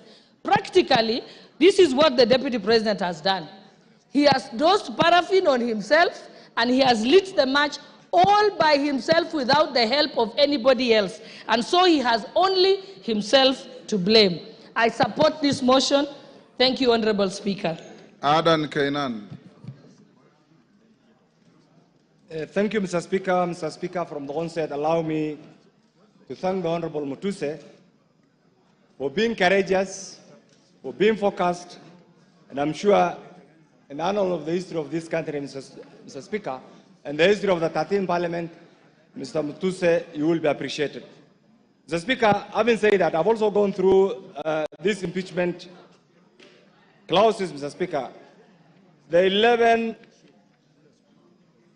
clauses, Mr. Speaker, are cogent, are rich in evidence, Mr. Speaker, and clearly demonstrate the actions, the omissions, the commissions of the Deputy President. Mr. Speaker, I've had an opportunity to reflect, because there's one thing that the DP has been using, that is a truthful man. I went back to the ironic definition, how a truthful man is supposed to be described in the Bible, in the Quran, in the civil society, Mr. Speaker.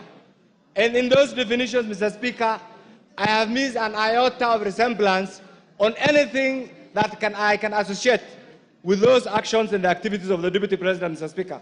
Mr. Speaker, these clauses, we are a member of Parliament. We as members of Parliament, Mr. Speaker, our work is to protect the Constitution.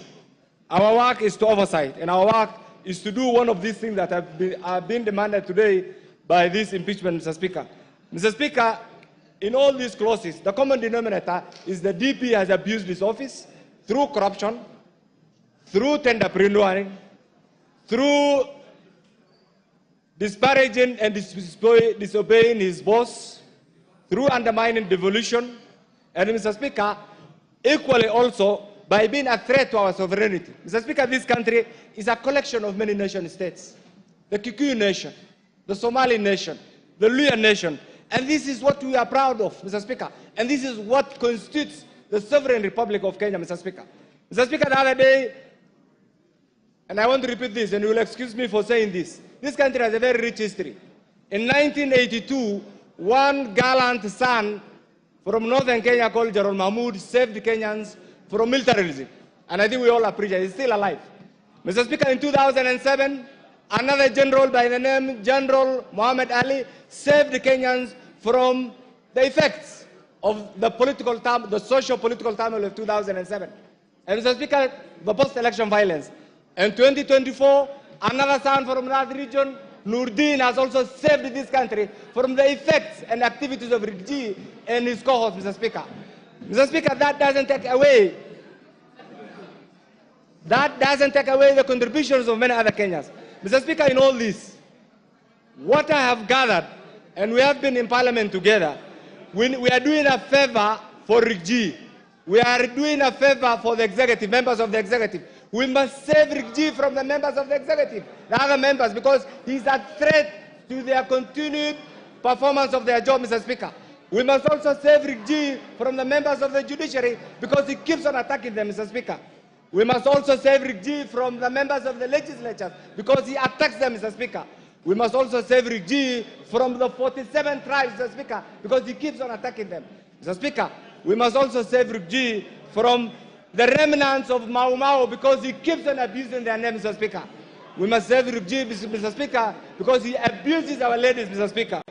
Mr. Speaker, we must also save Rigathi from the people of Mount Kenya because he abuses their names and he wants to have them collide with other Kenyans, Mr. Speaker.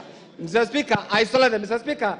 And finally, on that aspect, we must save himself because last night, when I watched that teleprompter-driven press conference, Mr. Speaker, one thing that came to my mind is he was incriminating himself, Mr. Speaker.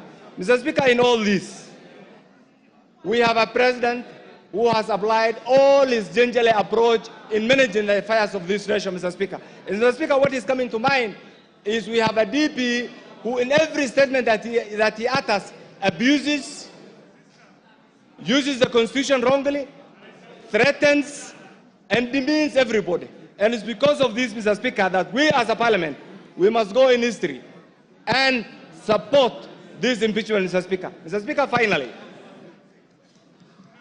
you have ruled on this.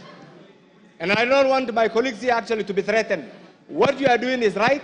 It is within your legislative right, Mr. Speaker, for those of us who have elected to support this by appending our signatures should also be available to vote today in our numbers to impeach Rigathi, and by doing that, we'll be saving Kenya. I support, Mr. Speaker. John Makali.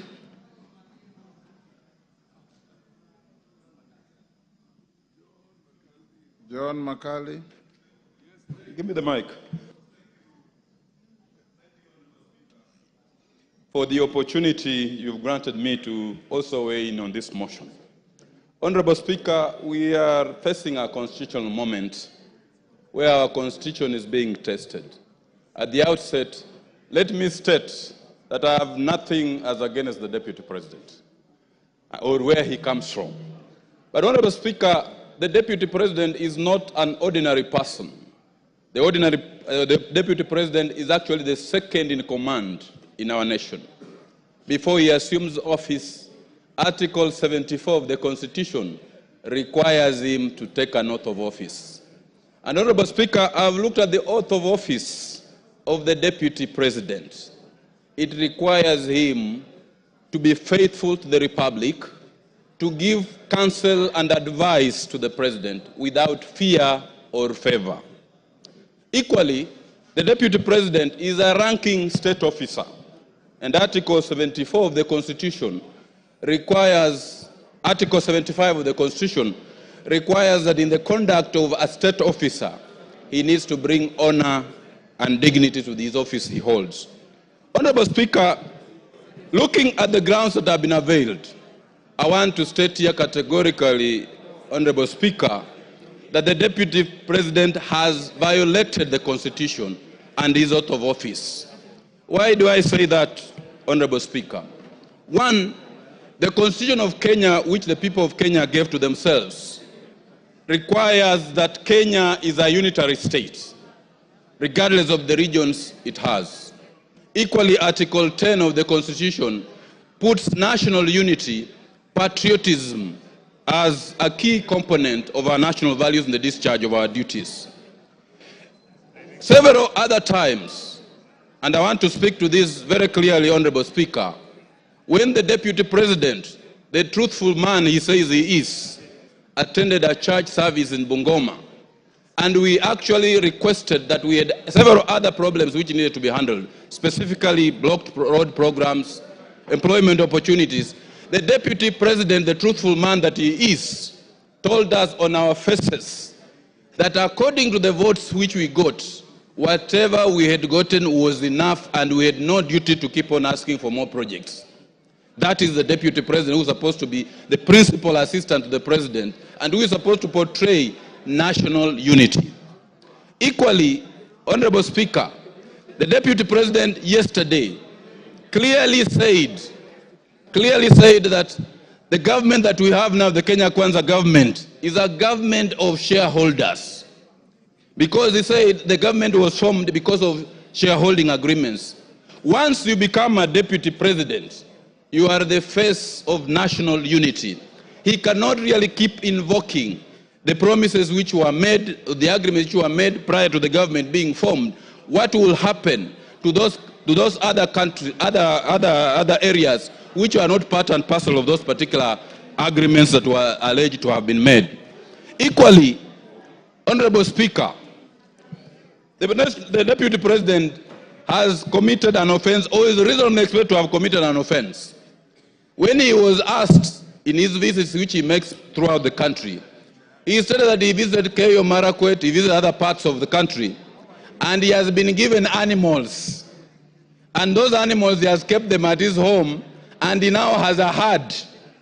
Article 76 of the Constitution clearly indicates that when you receive a gift or a donation, you are supposed to donate it back to the Republic. You don't keep it up as your reward at home. So looking at this, Honorable Speaker, the Deputy President of the Republic of Kenya has committed a corruption offense for which he needs to go home. Honorable Speaker, the Deputy President of the Republic of Kenya is supposed to be above board. He is supposed to be the number 2 citizen who needs to preach national unity. He is supposed to be the president in waiting. He is supposed to be actually the president in waiting, so that if anything happens, he is supposed to take over the reins of the country. Honorable Speaker, if we look at the utterances that have been made by the Deputy President, let us look at the KEMSA case. I've looked at the affidavit of Dr. Andrew.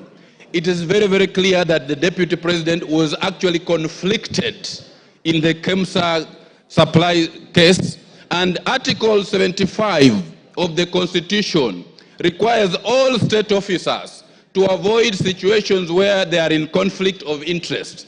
And in leading this, the Deputy President should be at the forefront of avoiding situations where he falls in a situation where there's a conflict of interest. Taking into account all these 11 grounds that have been made, I have no doubt on my mind, Honorable Speaker, that for his arrogance, that for his breach of the Constitution, that for his defiance, that for his statements, that for his conduct, he is not a truthful man as he pretends to be, and we cannot have such a person as the Deputy President of the Republic of Kenya. It is high time, Honorable Speaker, that we now seize the dragon of tribalism, we now seize the dragon of ethnicity, we now seize the dragon of regionalism and slay it and get our nation moving forward. Honorable Speaker, I rise to support this particular motion and say the Deputy President of the Republic of Kenya must go, and we have start up a fresh page. I support, Honorable Speaker. Julius Ole Sunguli.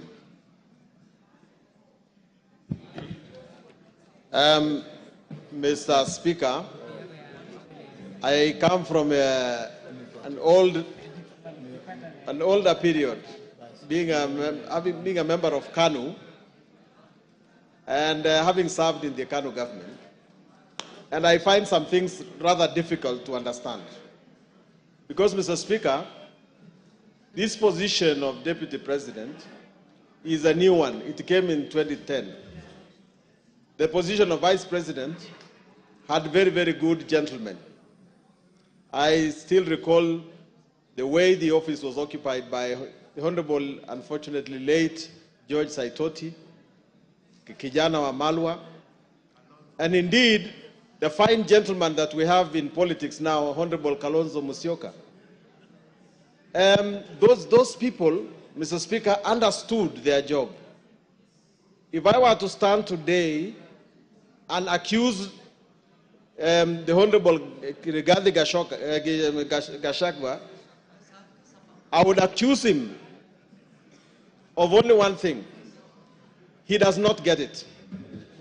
This particular job, he does not know the job description of a Deputy President. For one, Mr. Speaker, the Constitution of Kenya says that there shall be a president. And then that president will be assisted by a Deputy President. Now, assisted by a Deputy President. That means, Mr. Speaker, that our Constitution foresees a situation where we have one driver and one makanga. And one is not trying to do the job of the other. Now, how did we get into a situation, Mr. Speaker, where we now have two bosses in the country? We have the President, who is the boss, and we have the Deputy President, who says he's also the boss. Now, if there is something that we have to do in this House, is to resolve that dispute. The country cannot run when we have... Give Wamchomba the mic. Yes, Mheshimiwa. Mr. Speaker, I rise on a point of order to just ask whether the word makanga is parliamentary. I just need a clarification. The word makanga, whether it is parliamentary language. Is the member in order to use that kind of language today? Honorable Wamchomba. Order. Yes, Millie. Yes, Millie. I don't know if Honorable Sunkuli has allowed me to inform you. Yes, Mr. Speaker, I just wanted to inform Honorable Sunkuli that you can use those words so long as you put in inverted commas, because you are reporting. So when it is reported, like in the case where people are talking kufa makanga, kufa dereva. Mr. Speaker, I even wanted to speak to it by saying that it is actually people saying that are crucifying the DP. By saying he should kufa, the motion here is on the, in quote, makanga. It's not on the dereva. So people want to bring the motion on the dereva in quotes, can bring, but the one we are dealing with now is on makanga. But for Honorable Mchomba, language is dynamic. It's living. It grows. That's why you now find Kiswahili words in the Oxford English Dictionary. And by ordinary usage, every single Kenyan knows what makanga means. And Sunguli was not mixing languages. He spoke in the manner like he was quoting. I will definitely need another extra time. But Mr. Speaker, so our constitution foresees a situation where the president and the deputy president operate in harmony. Now, Mr. Speaker, if your principal job is to assist the president, and your marriage with the president is now irretrievably broken down, the only purpose of this house is to say that there is actually no more marriage, and that the deputy president can no longer perform his duties as a deputy president. And so, if that happens to be the situation, then what remains? I remember the late President Moi telling us that the problem with Africans is that they don't resign until they are kicked out. In this particular situation, because the marriage is irretrievably broken down, it ought to be the case that the deputy president ought to say, as a gentleman, that this thing is not working, I'm going to leave it. He has said that this is like a company. And in a company, people exist in order to have a common good. And the mixture of strategy and vision and deep understanding of their core business is what will bring fruits to this job. Mr. Speaker, I believe myself that there are two mistakes that have been made here that need to be looked into by this House. One is that the Deputy President ought to believe in the Republic of Kenya. Because if I look at the number of times, if I Google the number of times the Deputy President has pronounced the word Mount Kenya, and the number of times he has pronounced the name Kenya, the number of times he has said Mount Kenya are more than the times he has said Kenya. A person who takes the oath to be the Deputy President of Kenya must be a person who pronounces the words Kenya more than the one person who pronounces the words of his region. Patriotism. And secondly, the person must actually believe in his boss and must... Give him 1 minute. Mr. Speaker, if your core business is to work for your boss, you must believe in him. If you don't believe in him, what are you doing with him? The second thing is that you must believe in Kenya. If you don't believe in Kenya, that you believe that your responsibility is to look after the shares of your side of Kenya, then what are you doing with the rest of the country? Mr. Speaker, I want to finish by urging that next time we appoint a deputy president, next time the president appoints a deputy president, let him understand that that is a serious business. You must appoint a person who will actually understand that he's going to be a president if something bad happens. Don't do it just because he brings votes. Let us be serious about this responsibility, because that is where we are going wrong. Someone is saying that he qualifies just because he brought in the votes, not because he can actually appeal to the rest of the Kenyans and can be trusted by the rest of Kenyans. I therefore, Mr. Speaker, vote to impeach. Osoro. Thank you very much, Honorable Speaker. Honorable Speaker, from the onset, I want to state that I support this motion entirely without putting or proposing to put a comma or full stop on any ground that has been placed here, Honorable Speaker. Honorable Speaker, I want to remind the honorable members that Clinton was almost impeached, or the impeachment attempt against Clinton in 1998 was out of the Monica Lewinsky. Read your history properly. He was actually impeached. Exactly. Monica Lewinsky matter. Of course, it was overturned later by the courts and other issues, but I'm saying it was out of that scandal, the very small scandal of the sexual scandal in White House. Honorable Speaker, I want first to start by proposing this question, Honorable Speaker, to honorable members.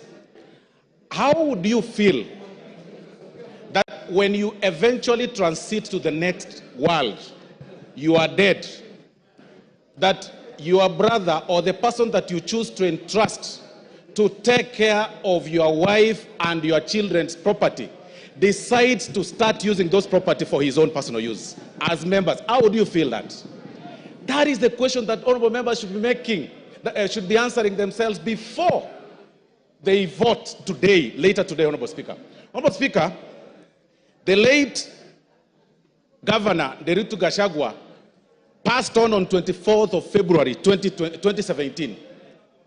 Between 2017, Honorable Speaker, to 2024, it is indeed true that the late governor then, amongst Mwai, Madenge, and Joroge, he entrusted Mr. Rigathi, the Deputy President, as the executor of his will. But, Honorable Speaker, between 2017 and 2024, the property that, and this is, Honorable Speaker, is in the documents that Mwengi Mutusa has shared, Honorable Mwengi Mutusa has shared with us and tabled in this House, that between 2017 and 2024, he's been able to alter or tamper with those companies, make himself directors in some of those companies, transfer some of those properties to himself, disinherit some of the beneficiaries, the kids of the late, and put them to himself. And then one particular case, Honorable Speaker, is the Olive Garden Realtors, Honorable Speaker, that was actually altered on 2nd of March 2022, using the position of power to his own advantage, Honorable Speaker. How can you explain that? He will then tell you, Honorable Speaker, that I bought, it's willing buyer, willing seller. Really? Does it mean that all your money that you've acquired, which is also questionable, the only property that you could identify is the property that is under the care or is supposed to help the family and the widows of your late brother? How wicked can we be? Then you come in full glare of camera and tell the members of the public that please let my brother rest in peace. I decided to hold this property in trust for them, when the brother, the kids, the widows, and the daughters and sons of the late are languishing in poverty and complaining and crying. It is total shame. You cannot use your position for that. Honorable Speaker, these are practical examples, and I'm telling honorable members to acquit themselves and go through ground 7, Honorable Speaker. It is actually on page 16 to 30. This is nothing but gross violation of the law, Honorable Speaker, taking advantage of their own power, Honorable Speaker. Honorable Speaker, and even to prove that, you will realize that those companies, by the time the companies were some of them were being registered, the new ones, and the time the transfer of these properties were taking place, Honorable Speaker, the whole thing is actually contemporaneous. You need not to be a rocket scientist to know that clearly this is fraud and this is this was taking advantage of the late. I want to remind the Honorable Deputy President of the good book in the book of Proverbs chapter 15, verse 25, that the Lord will tear, that's what the Bible says, that the Lord will tear down the house of the proud, but he will establish the boundary of the widow. That is why we are here today. If there is no other reason that has brought us here, Honorable Speaker, it is to protect the family that is being disinherited of their property under coercion, blackmail, and threats. if there is no other reason, Honorable Speaker. And that is why, Honorable Speaker, even it's actually biblical again, in the good book, Honorable Speaker, of the book of Exodus 22:22, that do not take advantage of the widow, do not take advantage of the fatherless. If you do, and they cry to me, I will certainly hear their cry, and my anger will be aroused, and I will kill you with the sword. Today, we are using the sword today here to protect, and it is biblical, it is religious. Today, we are using the sword to impeach you, just to protect the children that are suffering, that you threatened, that you blackmailed, that you told that if you dare speak or utter a word, I am the Deputy President of Kenya, elected by 7.2 million people. I will finish you. Finish who? We will finish you today in this floor of the House. Honorable Speaker, I mean, there is nothing more for me, Honorable Speaker, on this matter. There is nothing more than cabinalism. I mean, really, like you are left under the care of the properties of your brother. Then you take them to your advantage. Your immediate brother. Then on TV you tell us that, you know, in the will, my brother gave me, and then he gave my wife, then he gave my sons. What about his children? What about his widows? What about his sons? What about, how proudly can you say that you are only enjoying the property of your brother? For that reason alone, Honorable Speaker, we say Gachagua must go. If there is no other reason, today, Gachagua must go. Honorable Speaker, I relate this case with the case of, I relate this matter, Honorable Speaker, with the Spelunchian explorers case, Honorable Speaker, where the members... Yes, Kipchumba. Timothy Kipchumba. Honorable Speaker, I rise pursuant to Standing Order number 91 on the issue of statement of facts. Honorable Speaker, is it in order for the Honorable Soro to claim that the Honorable Rigathi Gachagua disinherited the wife of the late brother? Honorable Speaker, can he table the facts before this House that he disinherited? Honorable Kipchumba. Order, Osoro. Honorable Kipchumba. Those are the facts that the move of the motion placed on the table. It appears you probably were not in the House then. Finish up, Osoro. Honorable Speaker, I'll refer the Honorable Member to pages 16 to 30 of this very motion that was tabled in this House, Honorable Speaker. And these are facts. And I've also said that, Honorable Speaker, on this particular matter, the threshold is on the 2/3, and we're also working on the balance of probability. We are looking at this matter on how the facts relate or place themselves on the table from the transfer of the properties and also the registration of the companies. I mean, it is clear, the facts are contemporaneous. Nobody, unless you don't need to be a rocket scientist to identify this whole thing, Honorable Speaker. And that is why, Honorable Speaker, for this reason, for this very reason, Honorable Speaker, I want to say that I support the impeachment. Please, let's make it early. Even if it is 6, Rigathi Gachagua must go. TJ Kajwang will be the last for the morning. Mr. Speaker, just confirm to me that I can see that there is 1 minute to the hour. Thank you very much. Mr. Speaker, I rise for a very simple reason, that if there is any member who came in this chamber believing that we or the members are going to impeach the Deputy President without reason, they can listen to us and we can give them the reasons why we stand noonday to make this presentation. First of all,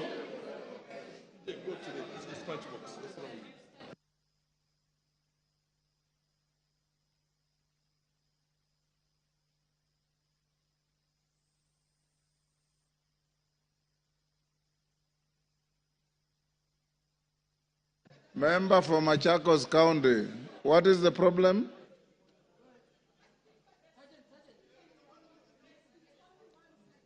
What about the dissenting voices, surely.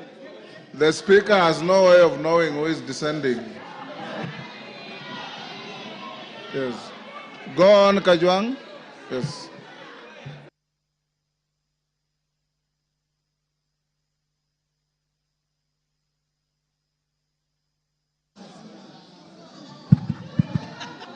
Yes, Ngusia, what is the problem? Mr. Speaker, TJ Kajwang, 1 minute. I have come to make a very small presentation as the member of Ruaraka. First of all, having seen that the motion has been signed by 291 members. This House, single constituencies are 290. If 291 have signed and will vote, Gachagua must go. Number two, we have not come here to vilify anybody. We have come here with facts, we have come here with evidence, and we have come here with the law. I want to be in a country where my son and my daughter, if he qualifies and if he's eligible, will get employment, will do business, will walk proud and tall, not because he comes from Waondo village in Nyanza, but because she or he is eligible. This politics of everybody must come from Mount Kenya. Mount Kenya. Usiguze mlima. Usiguze milima. We must show, Mr. Speaker, that this country is for us all. We must show, Mr. Speaker, that there are no people who are entitled more than the others. That there are people who fought for Mau Mau more than the others. Or that there are people who are more populated than others. And so this idea that they work for Kenya Kwanza government and that they must eat, it is their time to eat. This deputy president his mentality is that he got votes for President Ruto, and so it is his time to eat. For that reason only, I would vote, because I want a situation after we are through with elections, everybody, including me, is served, because I pay taxes like everybody else.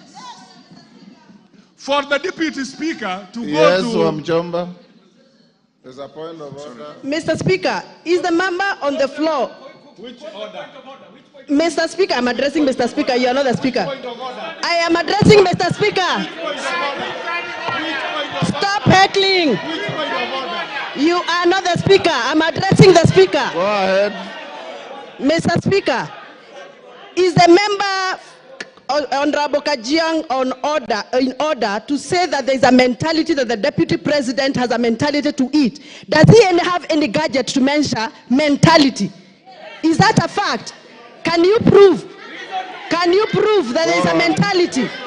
Which gadget do you use to measure mentality? Go on. Check. Mr. Speaker, first of all, pronounce my name properly. I'm not Gachagua. I am Kajwang, not Kanjwang. Number two, Mr. Speaker, this is a problem. Everybody, I heard them call it Raira, Kanjwang. Some of you must learn that we are in a country for everybody. Nobody is powerful than the other. Nobody comes from a section of community. Today we will show that this country is for everybody. Mr. Speaker, there must be hygiene in leadership. There must be hygiene. You cannot trade with government, and you are the deputy speaker. Deputy president, sorry. You cannot trade with government, and then you are the deputy president. You cannot trade with government and you are a state officer. Even you who are sitting here, stop trading with government. So that you only have one work, which is an elected member of this house.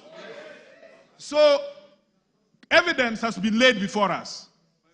And we are clear on page 16 of this evidence that him and his family, first of all, he thinks that his family, it is all right if his family trades with the government. He has not read the Leadership and Integrity Act. You yourself, your wife, your mother, your son, your daughter must not trade with government so that we allow enterprises to grow out there. Mr. Speaker, only on that basis, I think that there is a situation here which we must save. The third one, Mr. Speaker, he is principal assistant president.